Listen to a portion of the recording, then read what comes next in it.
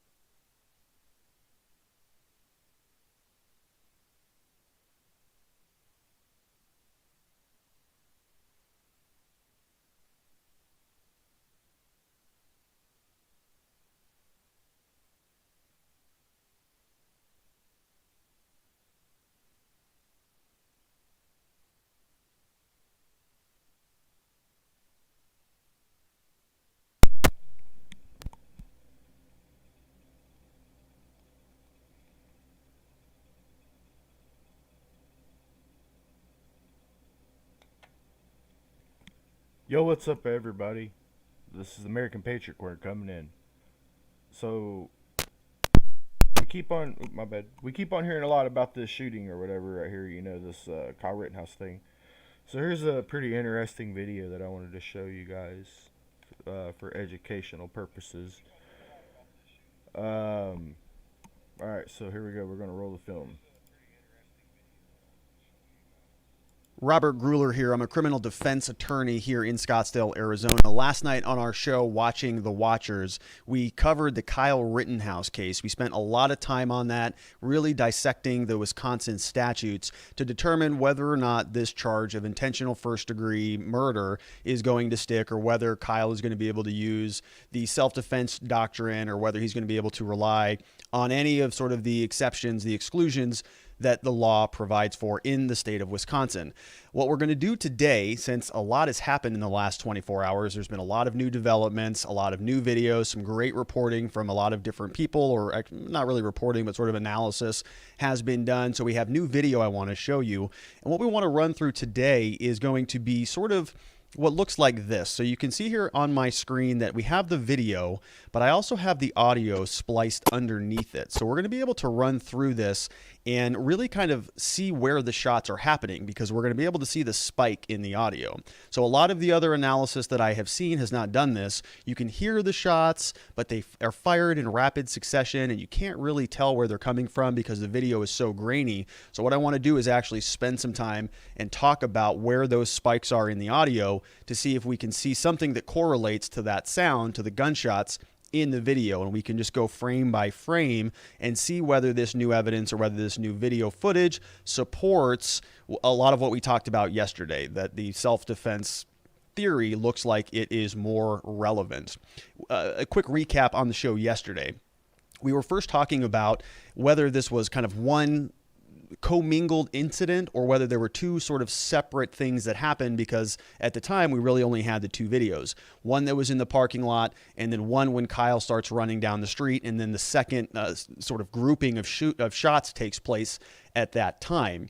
And so what I have done is, it took me longer than it should have to find exactly where this took place, but it happened, of course, in Kenosha, Wisconsin, and this is what it looks like. So let me get rid of that. But this is the map of the intersection. You can see it took place right here at 63rd Street and Sheridan Road.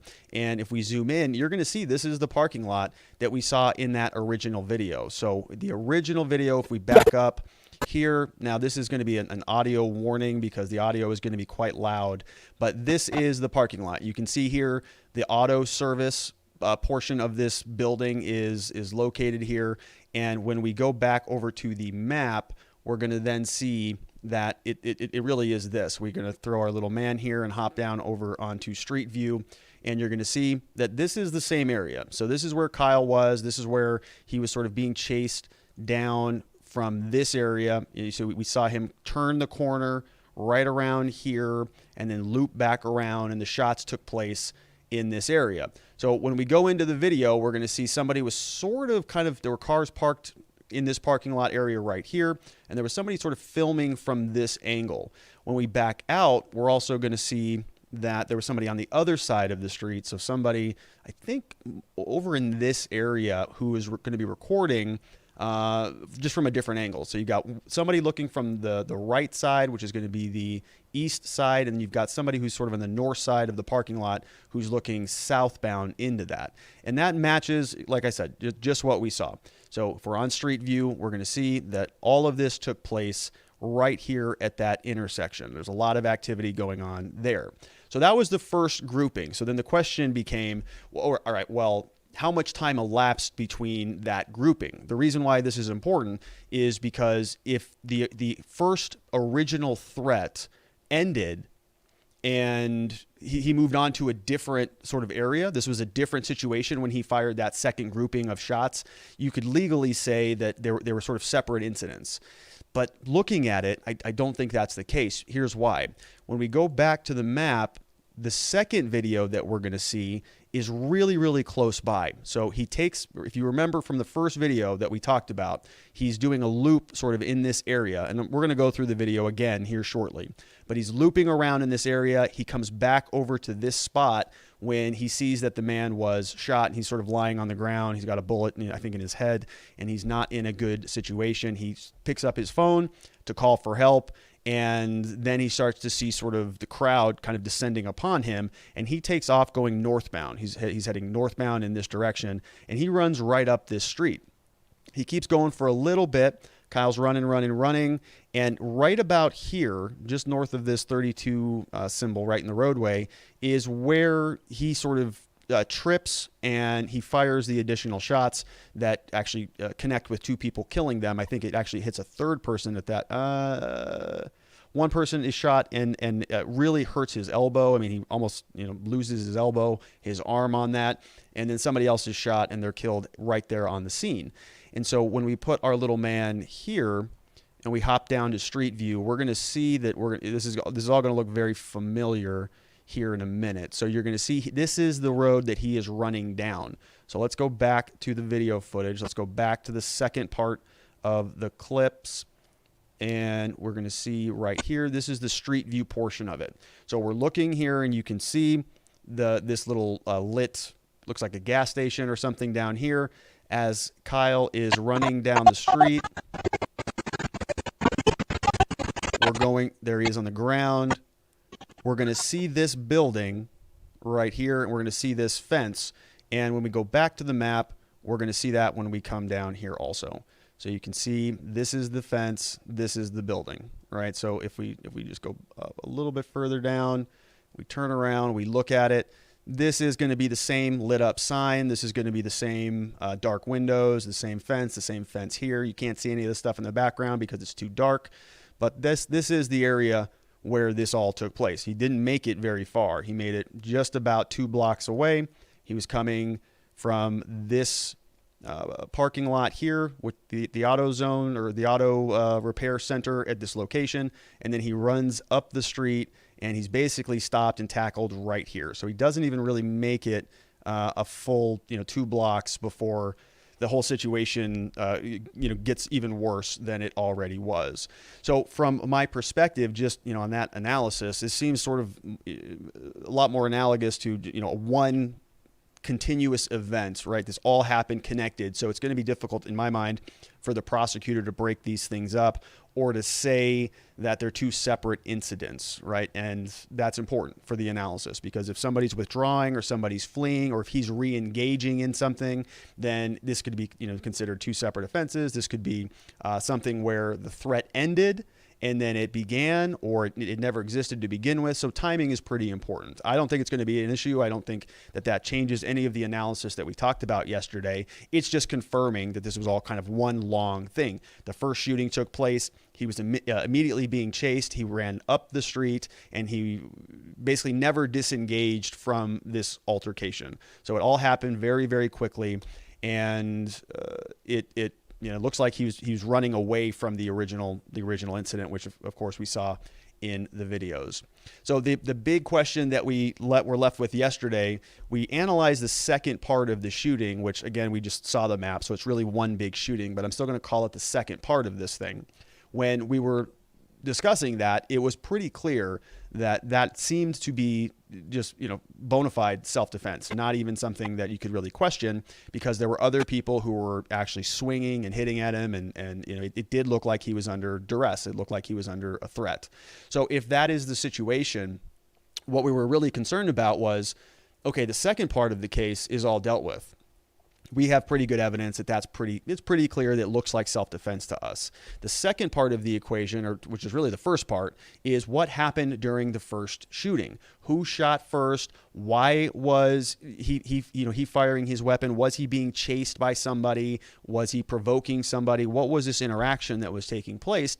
And because we didn't really have anything to analyze at that point, just a grainy video and somebody who got shot in a body on the ground, that was kind of an open question. But we still reached a conclusion based on what we had at the time. But fortunately now we have some new evidence. So a lot of this video comes from the New York Times. It's from somebody else who recorded the video, but the New York Times actually broke it up, and so they circled some key bits and pieces that we're going to dive into. They circled where our attention should be, which was great, but I'm sort of piggybacking and adding on top of that. So I downloaded the videos, made some recordings of the videos, and then put them into some software that we use for video production here called Adobe Premiere. And what you see here, this is the actual video footage, and this is the audio profile that matches the video. So as we scrub through this, as we roll around it within this, we're going to see that we can hear a lot of what is exactly what we're seeing. And if you look on this little box down here at the bottom right, which is where my current face is, so let me go ahead and move that. You're gonna be able to see that this is something where you can actually see the audio spikes. So let me move that out of the way. And we're going to see these spikes as we start scrubbing through this. So when you zoom in, you're going to hear that these big spikes are these pops. So as we scrub to the left, and the audio is going to be loud, you're going to have to deal with it. We're listening to gunshots. But this is the part here where you can see the red kind of spike up. So there it is. Those are gunshots. So let's listen to it quickly first, and watch what the New York Times is doing to show us where we should be focusing our attention. So very briefly, you're going to see, boom, see the handgun muzzle flash. So what they do, and then you hear the audio. So what they're doing is when we back up, they're going to show you where it is. Now watch this spike down here. Let's zoom in so we can see these spikes very clearly. And you're going to see that the sound of the gunshot starts right here. You can see that spike. Okay, so the gunshot is tied to this right here. It starts here. They pause the sound so that they can put this animation in, and then the gunshot picks right up. So to me, that looks absolutely like a gunshot. Now, we didn't see that or hear that because the video was so fast and we just didn't catch it at the time. But this looks like it was a gunshot. Now, this is not Kyle. Kyle is over here. Kyle is right here, and somebody behind him is actually firing a gun up in the air. So, boom, you pause it. Now listen to the gunshot. There it is. So you can see right as that pop happens, the hand is kind of coming down. Okay? The pop is happening right there. Boom. And that is the muzzle flash. So that certainly looks like a gun to me. I mean, somebody is firing first based on this clip. Now we don't know what happened before this clip over in this area, where this picks up. This is where it picks up. We don't know if there were, other shots being fired prematurely, but this is Kyle. And as the video goes through, they're going to show you the muzzle flash. You're going to hear the pop. There it is. There's going to be that man who's chasing Rittenhouse, who's ultimately shot and killed. He's chasing Rittenhouse, who's going this direction. And let's listen for the other gunshots. So they're pausing to show you Rittenhouse again. Now get prepared because these are going to be the gunshots. We're going to see three successive gunshots back to back. Watch. Okay, so you saw that. You saw these spikes. You heard them. Those are the gunshots. So when we are now focused on the gunshots, the theory is we want to see, is there any indication that those spikes over here, those gunshots, are those coming from Rittenhouse. Where are those coming from? People are running away. Are we seeing any other muzzle flashes from him or his direction? We're just not. I'm not seeing anything in this general area. So pop, pop, pop.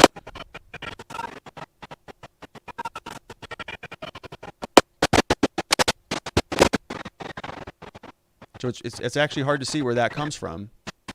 Then we're going to see some more pops.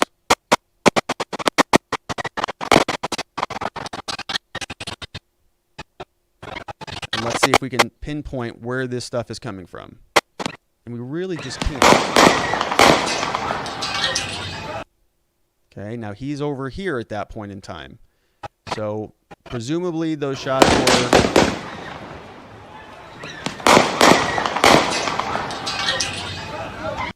Yeah, so something's happening back here. That man is obviously down now. So some of those shots were Rittenhouse's. It's hard to really to determine whether it's all sort of 6 of them or whether it's this first batch or the second batch. I think it is all 6 of those. I think those were all coming from his firearm, but the video just doesn't show us much. We're sort of just presuming that that's happening. You know, what we're hoping for is for something to match this first example, right? Where we can see a flash and we can match the flash to the noise. So we can say, okay, that is coming from somebody else that is firing, you know, up into the air. But Rittenhouse, we just don't see the same evidence. Doesn't mean he didn't shoot. You know, doesn't mean that those are not his bullets being fired. Just means we don't see it. 1, 2, 3, 4. 1, 2, 3. Okay, so we got 7 shots there. You can see them. They match the spikes, and we just can't see. Now we know that he shot. I think it's Rosenbaum is his name, and he was shot and killed. And the rest of the video will follow up. It kind of zooms in, and it's not good. Obviously, anytime you're watching something like that, it's gruesome. It's terrible for the person. It's terrible for their family. So we're not going to spend a lot of time on it. Now, we don't see any other gunshots. We don't hear them throughout the rest of this. So they're going to show that Rittenhouse comes back around, and then he runs off. Now, this is where he's running. So if you remember, this is in the parking lot where... what did I do with the map? There it is. So this is in the parking lot down here. And so at this point in time, Rittenhouse is really standing in this direction right here. This is when he takes off going northbound, and then he gets sort of intercepted by the other people. Now he takes off going, he runs off. Great.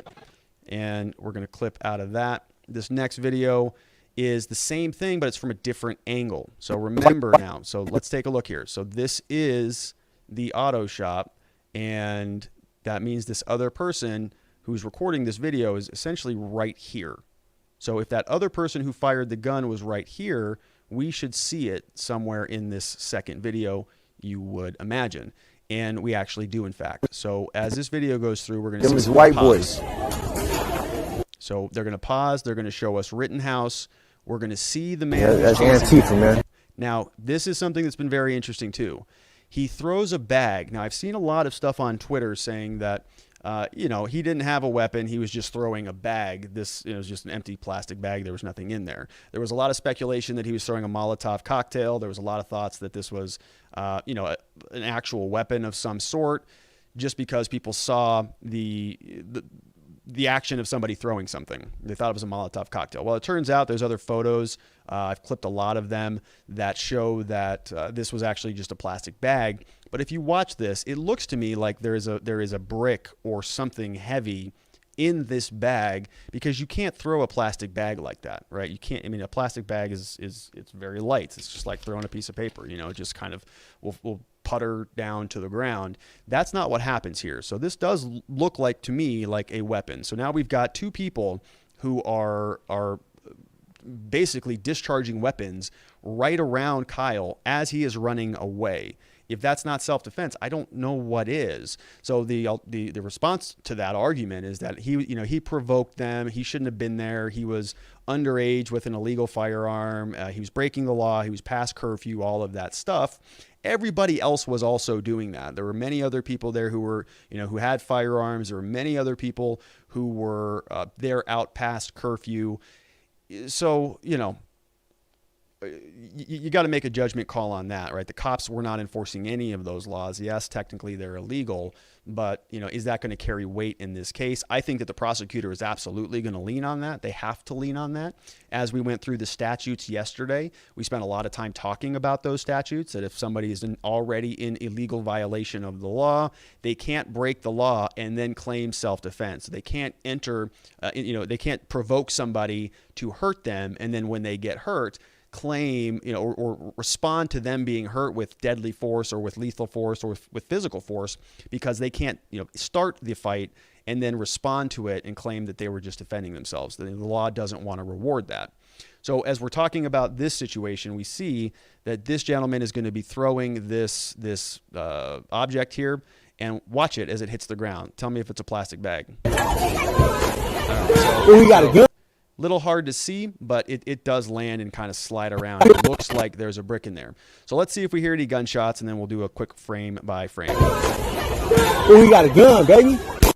Boom. There's the handgun. The same one that we saw in the other clip, right? This is going to be, so the other view, this guy is standing sort of right here in the parking lot. He's sort of right in this area. And the other view was coming from this angle, and we could see the gunshot on the left side of the screen, if you remember that. So that is the same handgun. Now it looks to me and it sounds to me like there is, that there is an actual gunshot. Let's hear it. There it is. So you heard the first pop right there. Watch the spike in the red. So you see that right there. Boom, that's the gunshot. New York Times is going to pause the video so that they can illustrate it, and then you're going to hear the rest of the gunshot pick up right there. Boom, there it is. So you heard that, and that initial shot is the one that we were concerned about. Who fired that first shot? So from my angle, from both of these video footage recordings, from the audio that we see, the sound matches the actual gunshot going off into the air, and you can also see that there is it's hard to tell what it is, whether it's fog or whether it's smoke. But you can see sort of right here that, it's a gunshot, it's a muzzle flash, it's kind of a no-brainer. Now, these are going to be the other spikes in the audio. These are the other gunshots that are taking place. All right, so now let's listen and let's look for those. Because on the first video, we couldn't see on this side of the vehicle to see what was going on here. Were other people firing at him or not? We couldn't really see. Let's see if we can see anything. All right, so those are the spikes. Those are the gunshots. So as we're scrubbing through, we can see the audio levels go way up on both sides. There's a gunshot that just happened. Are we seeing any muzzle shots or anything like that? The answer is no, I don't see anything. We're still clipping through. More gunshots. Camera's super jerky, so we just can't see anything. Now, Kyle is going to come around the corner here in a minute. You hear those additional gunshots take place that we saw from the first angle, and then this guy turns off into the woods because there's a gunshot. There's bullets whizzing all around him. So we don't really learn much more from the rest of this clip.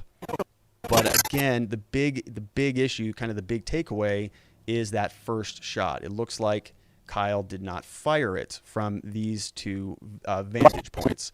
Let's take a look at this other clip here. Let's see. All right, the parking lot view. And let's take a look at this clip. Let's go back over here. We saw this clip. This is going to be the second view. This is going to be the street view of the second shots. So this is when Kyle is running away now. Now, I think that this one is a lot less even debatable, but we can still run through the video and we can take a look at it and see what we can determine.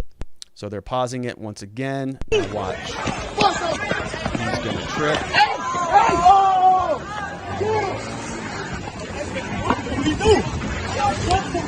And trip happens. Okay. So we're here. He starts pulling his weapon out. He's got a sling on his weapon, so when they try to pull it from him, they're not able to get it. And as these people are coming up, let's watch for the spikes in the audio. Boom. Boom.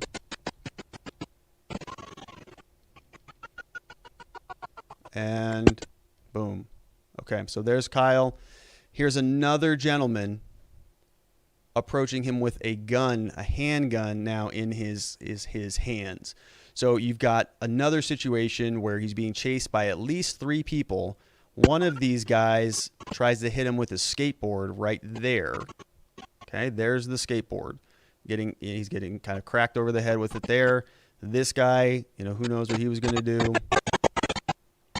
So it's happening very quickly. And let's listen for the gunshots. Boom. So you could see all 3 of them right there. And 1, 2, 3.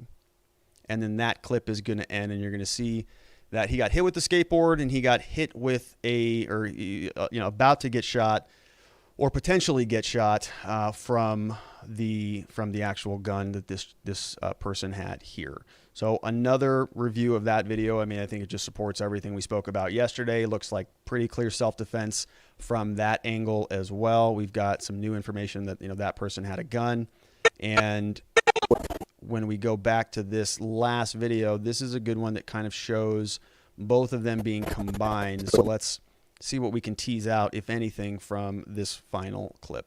Hey, boys. Yeah, that's Antifa, man. Throws that bag. Oh, he got a gun, baby. Shot. Boom.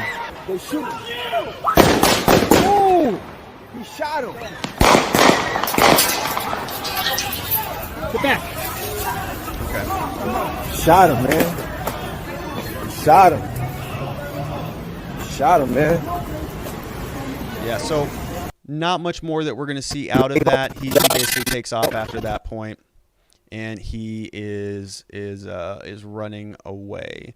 Now, this is something that there's I think this is going to be one of the most interesting legal cases probably of this year. I'm very curious to see what ends up happening with this, because there's very good arguments on both sides.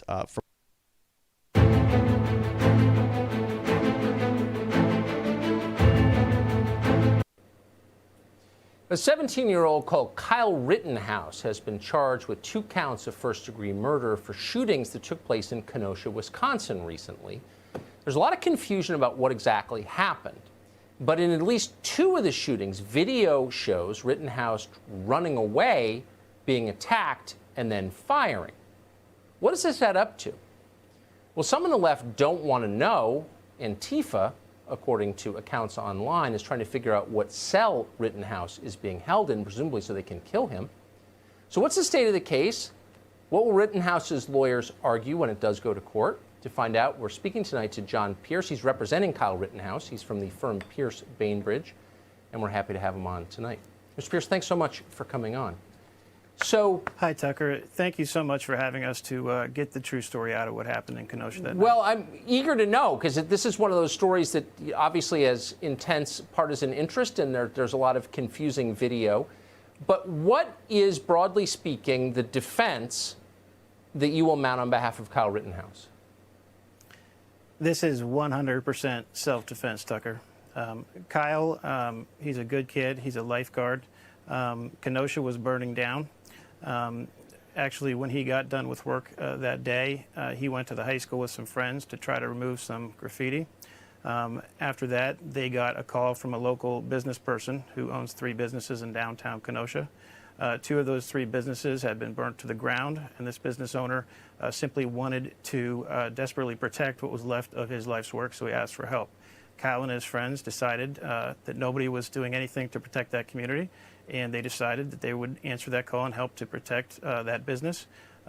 Kyle actually took a first aid kit downtown because he was concerned that there would be wounded protesters downtown. And in fact, he took a firearm because Kenosha had become a war zone. Right. And any sensible person would take that. And him and his friends stayed on the premises and protected that property. And then some events started to unfold whereby he was trying to treat medically wounded protesters, and ultimately he got trapped out on the street, out in the open, because the riot police had moved the line far enough down that they were between himself and that premises. So I have read that he brought a firearm as a juvenile, 17, across state lines, A lot of people. That is incorrect. That's incorrect. Tell us where the gun came That is from. incorrect. That is incorrect. That firearm never crossed state lines. That is a legal firearm in the state of Wisconsin. Wisconsin is an open carry state. That charge is incorrect as a matter of state law. As a 17-year-old, he was legally entitled to have that firearm in his possession. Moreover, we are going to be arguing that the Second Amendment and Title 10, Section 246 of the United States Code renders that charge and any ordinance that charge would be based on blatantly unconstitutional under these circumstances. Right. Well, that's really a tertiary charge anyway, because there are other. Let me ask you about the first shooting of Joseph Rosenbaum. Sure. The second two, one man was shot in the arm, the other was shot in the midsection and died. Both of them clearly, and that's obvious on video, attacked Rittenhouse. But the first shooting, was Rittenhouse fired upon before he fired? Did he believe he was fired upon? What were the circumstances of that shooting? Absolutely. The New York Times has a report and has analyzed this very closely. There was a shot that was fired as Kyle was retreating, actually, from a mob that had become enraged that he was trying to put out fires that the arsons had set, and because he was trying to protect property. The mob became enraged. They began screaming that Kyle needed to be killed, and they were going to kill him. They started relentlessly hunting him as prey as he ran down the street attempting to retreat. As he ran out of room to retreat, a shot was fired from behind him. The New York Times has clearly shown that. Shortly after that, the individual, Mr. Rosenbaum, who was leading the attack on him, set upon him immediately, began to assault him from behind, attempted to take his weapon, take his firearm, and Kyle, when he turned, he instantaneously had no choice but to defend himself by firing because he was in imminent danger of serious bodily harm or death. So that was the first shooting. So that happened. That's right. He called a friend on the phone, said, I think I've killed someone. And then he begins to run. Oh, I'm sorry. Yeah, actually, let me clarify. Let me clarify that. So actually, Kyle actually attempted to stop and to check on the individual who had been shot.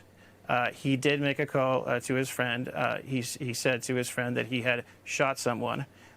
He immediately had to retreat from that area because the mob that was the rioters that were chasing him, who had witnessed this, immediately called him out for the shooting, which of course wasn't self-defense, but they called him out for the shooting. They began saying that he needs to be craniumed, that he essentially needed to be killed. So he began retreating back down the street.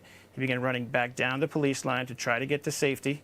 Again, the mob relentlessly and viciously pursued him. And he was struck as he was running from behind by one of the rioters. He tripped and fell to the ground. And then one of the rioters was right over him with a Glock. The other one was attempting, and both of them were attempting to disarm him, to take his AR-15.